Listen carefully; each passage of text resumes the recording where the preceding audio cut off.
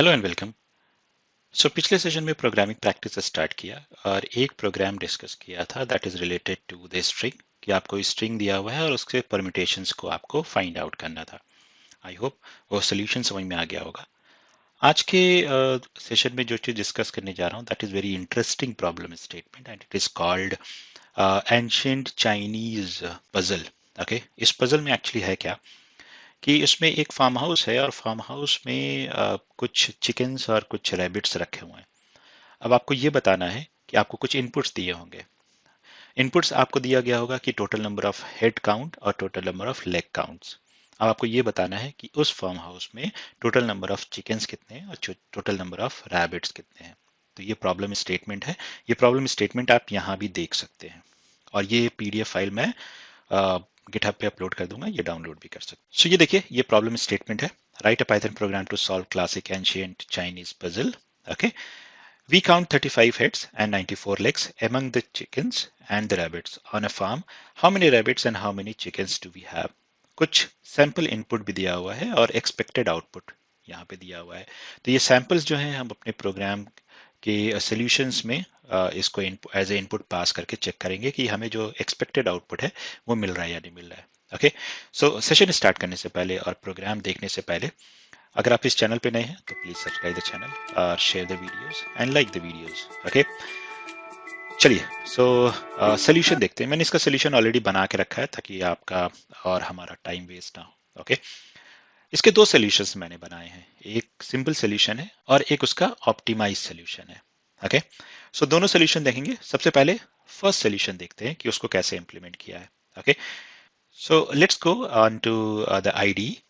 ID में मैंने एक फोल्डर बना दिया इसी के नाम से, that is classic ancient Chinese puzzle. इसके अंदर मैंने पीडीएफ फाइल भी रख दिया है और एक सोल्यूशन डॉट पी नाम की एक फाइल बना दी है। ठीक है, इसी के अंदर सोल्यूशन लिखेंगे और इस सोल्यूशन को मैं गिटहब पे अपलोड कर दूंगा, वहां से आप डाउनलोड कर सकते हैं। तो सोल्यूशन क्या है, इसको थोड़ा सा मैग्नीफाई कर देता हूँ और यहाँ पे सोल्यूशन लिखूंगा। सोल्यूशन जैसे मैंने कहा ऑलरेडी बना के रखा है, तो मैं यहाँ पर उस सोल्यूशन को सिर्फ पेस्ट कर देता हूँ और लाइन बाय लाइन सारे प्रोग्राम को एक्सप्लेन कर देता हूँ। आई होप एक्सप्लेनेशन में कोई प्रॉब्लम नहीं होगी। अगर कुछ प्रॉब्लम आती है तो कमेंट बॉक्स में जरूर लिखिएगा। ओके, सो ये उसका सोल्यूशन है। सोल्यूशन बनाने के लिए मैंने क्या किया है, मैंने एक फंक्शन लिखा है दैट इज सॉल्व पजल और उसके अंदर टोटल नंबर ऑफ हेड्स और टोटल नंबर ऑफ लेग्स जितने भी आपको एज ए इनपुट मिल रहे हैं उसको इसके अंदर पास किया है। ठीक है, अगर आप प्रॉब्लम स्टेटमेंट को देखो तो उसमें दिया हुआ है कि आपके जो टोटल नंबर ऑफ हेड्स हैं अगर वो लेस देन जीरो होते हैं और लेग्स भी अगर टोटल नंबर ऑफ लेग्स भी जो है वो भी जीरो होता है, लेस देन जीरो होता है, इसका मतलब कि सोल्यूशन एग्जिस्ट नहीं करेगा। ओके, सो ये कंडीशन सबसे पहले चेक करेंगे।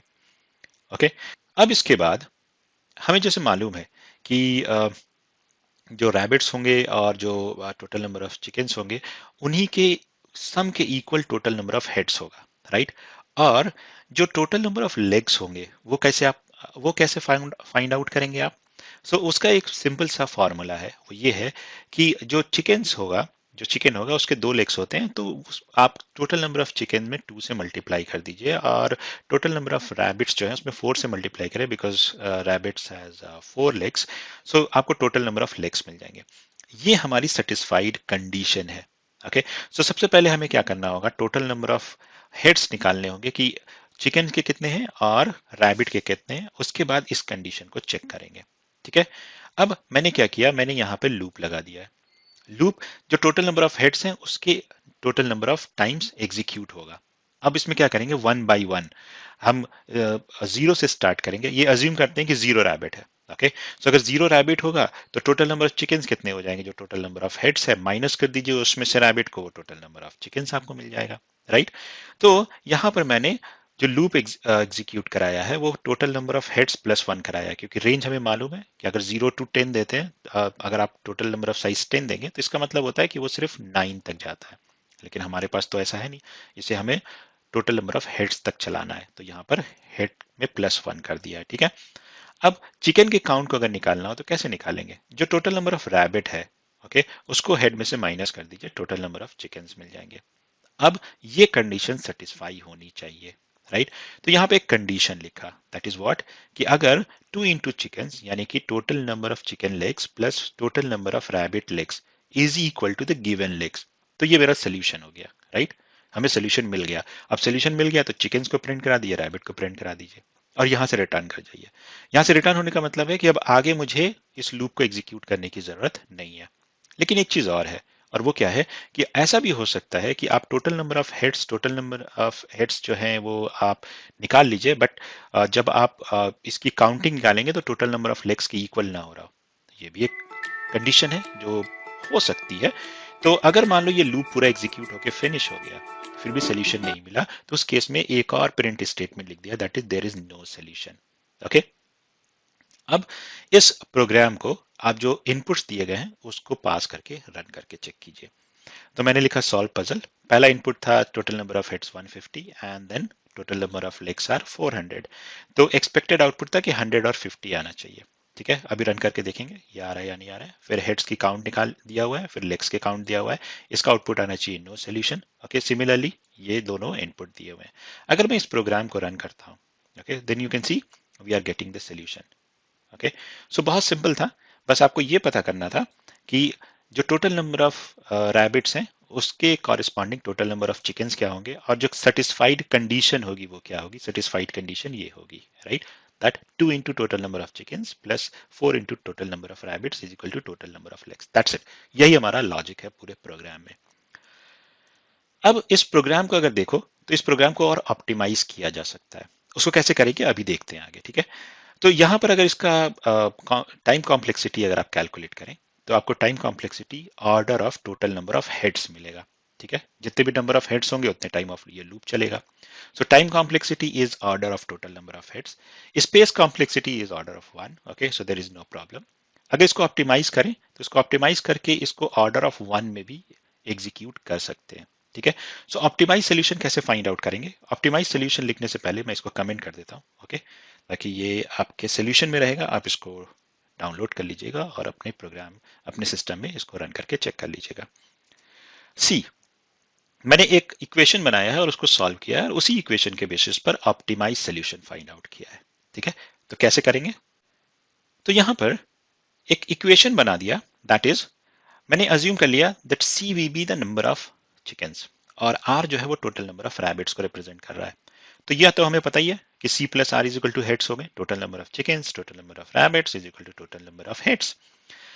Total number of chickens multiply by 2 and 4 into multiply by rabbits, वो आपके सारे लेग्स के इक्वल होंगे। तो ये हमारा दूसरा इक्वेशन बन गया। इन्हीं दोनों इक्वेशन को यूज करके देखिए यहाँ पर क्या किया है कि अगर मैं इक्वेशन नंबर 1 को ओके सॉल्व करूं तो टोटल नंबर ऑफ चिकन्स कैसे निकलेंगे। जो हेड्स हैं उसमें से आर माइनस कर दीजिए, ये टोटल नंबर ऑफ चिकन्स की काउंट निकल के आ गई, राइट।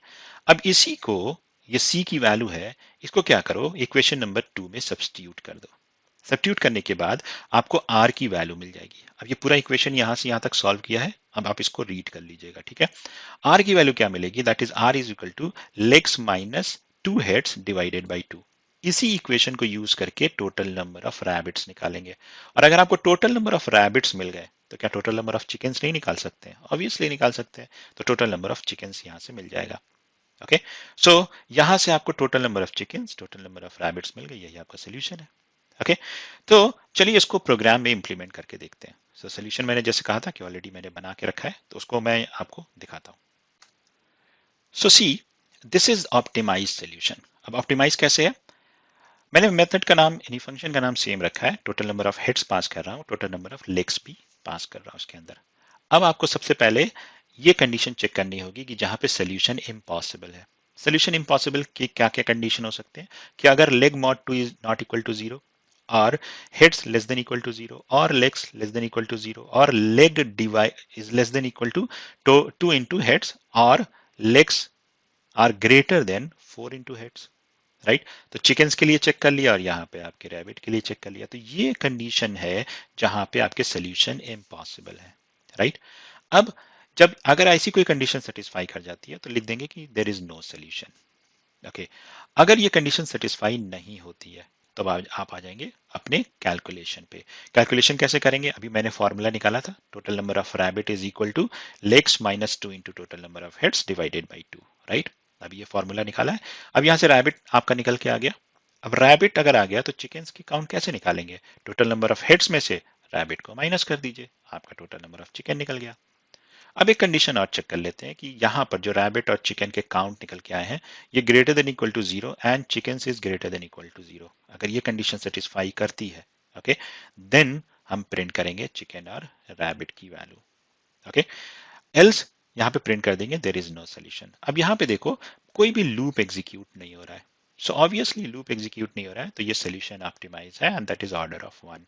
ओके इसी तरीके से जो हमारे पास इनपुट्स दिए हुए हैं वो सारे इनपुट्स यहाँ पे पास करके चेक किया और अगर इस प्रोग्राम को रन करूं तो आप देखेंगे कि आपको सारे सोल्यूशंस मिल रहे हैं। ओके कुछ और इनपुट डाल के चेक कीजिएगा, अगर ये प्रोग्राम नहीं चलता है तो बताइएगा, कमेंट बॉक्स में जरूर लिखिएगा। तो ये आज का प्रॉब्लम स्टेटमेंट था, that is ancient Chinese puzzle. I hope interesting लगा होगा ये प्रॉब्लम स्टेटमेंट और प्रॉब्लम स्टेटमेंट का सोल्यूशन भी समझ में आ गया होगा।